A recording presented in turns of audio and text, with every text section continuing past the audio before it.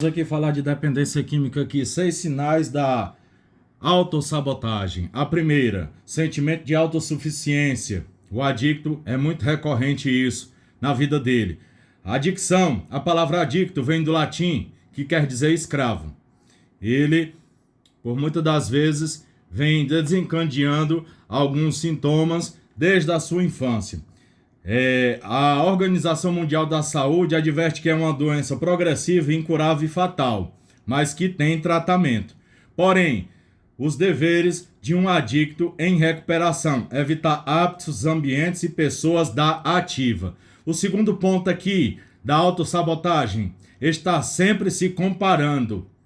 O terceiro, medo de errar. O quarto, sensação de incapacidade. Quinto ponto, a procrastinação recorrente. E o sexto ponto, comportamentos repetitivos. Esses sinais aqui são da autossabotagem que o adicto, por muitas das vezes, ele comete na sua trajetória, prejudicando assim a sua sobriedade. Evite o primeiro gole, faça os evites. Como eu falei, ambientes, pessoas e hábitos da ativa, do uso de qualquer substância psicoativa, seja álcool, seja as drogas ilícitas como cloridato de cocaína, como a cannabis, como a cocaína e seus derivados, as drogas sintéticas, e mantenha distância para que você almeje a tão sonhada sobriedade, vivendo um dia de cada vez, às 24 horas. Vamos aqui para o livro de AA, as reflexões diárias. A maneira mais fácil e suave.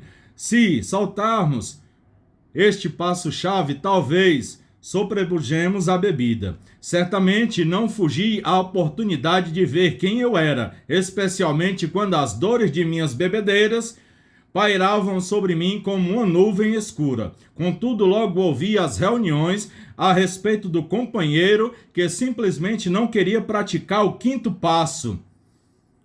Então, continuava vindo às reuniões, trêmulo pelos horrores de reviver o seu passado. A maneira mais fácil e suave é praticar esses passos para nos libertar de nossa doença fatal e colocar a nossa fé na Irmandade em nosso poder superior. Narcóticos Anônimos e Alcoólicos Anônimos, ele não é uma irmandade a qual cada um tem seu poder superior. Alguns são Jesus, outros são Buda, e assim sucessivamente. Então, devemos colocar acima de tudo o nosso poder superior e praticar os passos e colocar princípio acima de personalidades, e evitando a fofoca, a fome, tudo aquilo que vem prejudicar no seu tratamento, na sua sobriedade, na sua caminhada. Então é isso que o adicto em recuperação deve fazer para ele se manter sóbrio e ter uma vida mais, assim, digamos assim, de melhor qualidade no seio da sociedade, porque é difícil e complicado a recuperação de um adicto. Ora, veja bem, a própria literatura vos fala que a recaída também faz parte da recuperação. Eu passei 3 anos e 1 mês em sobriedade, mas eu tive um lapso de uma recaída, mas graças ao meu poder superior e minha boa vontade. A força de vontade ela acaba, mas a boa vontade não, ela permanece. E fazendo os evites, pude lograr êxito, estou logrando êxito 24 horas por dia. Muitos diziam assim, está no núcleo da doença, está no isolamento, que é o núcleo da doença. Não, mas eu estou fazendo esse recurso para evitar, assim, que venha recorrentes recaídas e sair desse ciclo de recaídas que é bastante prejudicial, tanto para o adicto, que tanto almeja a tão sonhada sobriedade, como para a família, que são os codependentes, que devem também serem tratados. Porque, veja bem, o adicto, quando ele está sobre o uso e o efeito de substâncias psicoativas, ele está anestesiado, mas depois vem a depressão pós-uso da substância e vai naquele ciclo vicioso. O adicto, ele, quando ele é verdadeiramente um adicto, ele não consegue esconder o seu uso da substância da sua preferência. Vai aparecer diversos problemas. Então, ele não consegue controlar, ter o domínio ali sobre a substância X, a qual é da sua preferência. Então, vamos lá. Então, devemos fazer os evites, evitar hábitos e ambientes e pessoas da ativa. E assim, por exemplo, os codependentes, eles sofrem muito, porque eles passam todos os problemas da qual o adicto está passando ali, que faz parte da família, eles passam, mas eles não estão anestesiados por uma substância psicoativa. Então, por muitas das vezes é mais maléfico aos codependentes, porque eles sofrem também e acarreta diversos malefícios no seio da família. Então, que você faça o evite da primeira droga na sua adolescência, pré-adolescência, na sua juventude. Nunca tenha o interesse de fazer o uso de qualquer substância que venha alterar a sua mente e o seu humor.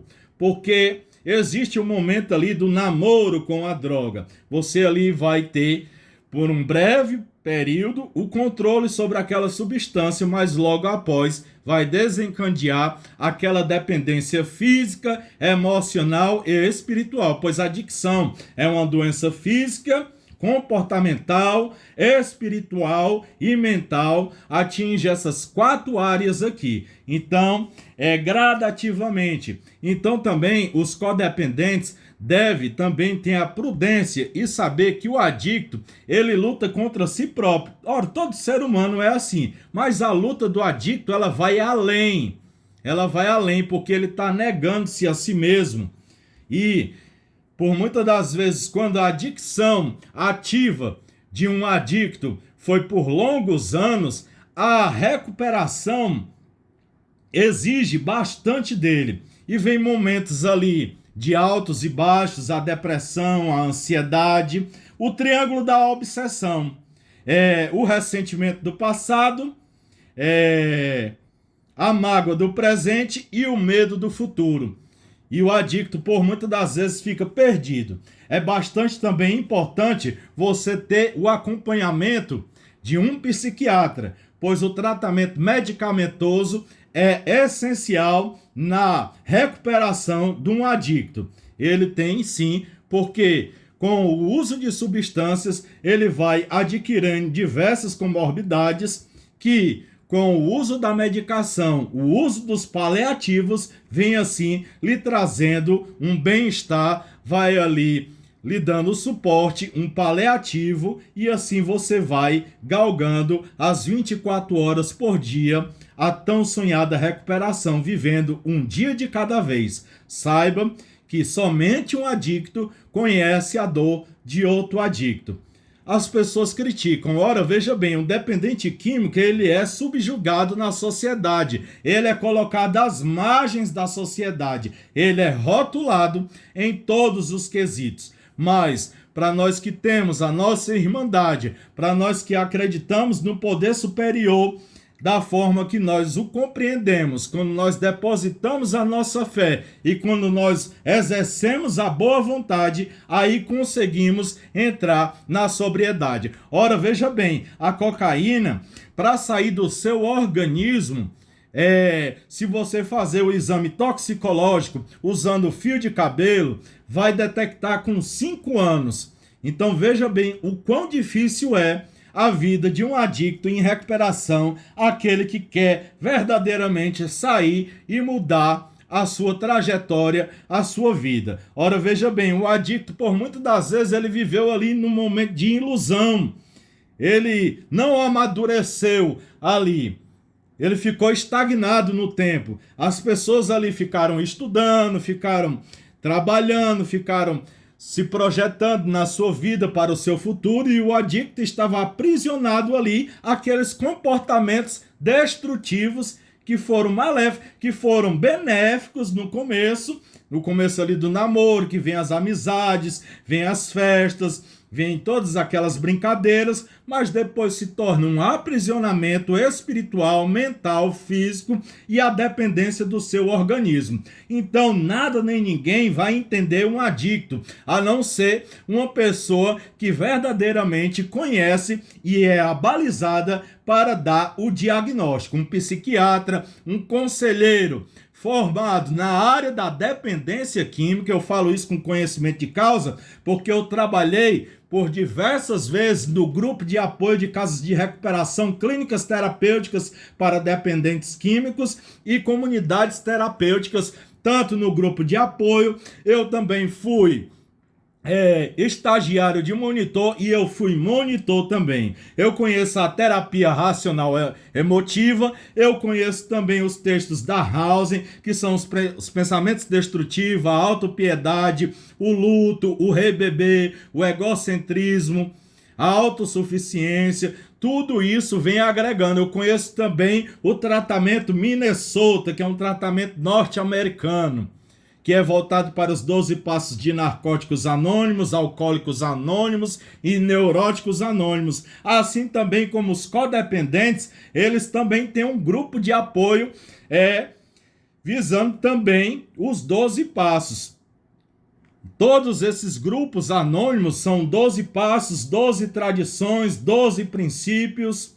E a chave disso tudo é o anonimato. O anonimato é o alicerce espiritual de todas as nossas irmandades. Todas essas irmandades é oriunda do AA, que foram assim criadas por Bill e Bob. Então, depois veio os demais segmentos. Narcóticos Anônimos na década de 50 e os outros grupos anônimos aí, que é de grande valia para quem verdadeiramente quer e almeja a tão sonhada sobriedade. Então, evite a dose, evite o primeiro gole, evite o primeiro trago, evite a primeira carreira de cocaína, evite todo tipo de substância que vem trazer malefício para a sua saúde física, mental e espiritual. Então é isso. Faça o seu tratamento medicamentoso acompanhado por um psiquiatra que tem o conhecimento na área da dependência química. E sempre faça o 10º passo de Narcóticos Anônimos, que é o seu inventário moral, o diário, o inventário moral todos os dias. Você escreve ali. Então é isso. É um dia de cada vez, às 24 horas, lutando contra si mesmo. A luta do adicto é uma luta terrível. Somente um adicto sabe o que ele passa na sua mente, no seu organismo, no seu corpo, os medos, os traumas, porque a vida de um adicto, ela engloba diversas outras coisas quando ele está na ativa, ou seja, no uso da substância, que acarreta diversos malefícios para aquele usuário ali, o dependente químico. E as pessoas não vão ver com bons olhos, vão rotular, vão marginalizar. É isso que as pessoas fazem, porque a sociedade é hipócrita. Diz logo que é um drogado, que não tem jeito, e atribui algumas coisas ao dependente químico, até assim, de uma forma para prejudicar mesmo. Mas você mantém a sua fé no seu poder superior da forma a qual você compreende, como eu falei. Se for Jesus, seja Jesus. Se for Allan Kardec, se for Buda, se for Maomé, se for os orixás, se for os Exus, cada um tem seu poder superior. A nossa irmandade, ela não opta nesse quesito aqui do poder superior, mas o que é preciso é acreditar no poder superior e fazer assim os passos, as tradições, os princípios. Embora dois bicudos não se beijem, a nossa doença é que nos uniu. Nós estamos ali de uma forma unida para viver em sobriedade 24 horas, vivendo um dia de cada vez.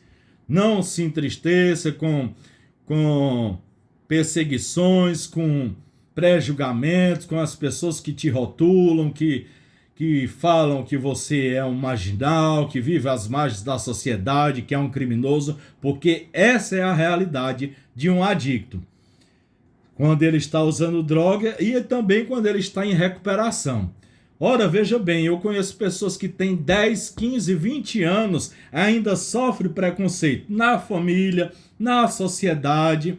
Então, você jovem, você pré-adolescente, você adolescente, nunca experimente nenhum tipo de entorpecente, principalmente nos dias atuais, que existe mais drogas, são mais misturas, são mais coisas maléficas que vêm para te prejudicar a tua saúde física, mental e espiritual. Mas mantenha a sua fé, fazendo os evites de pessoas, hábitos e ambientes.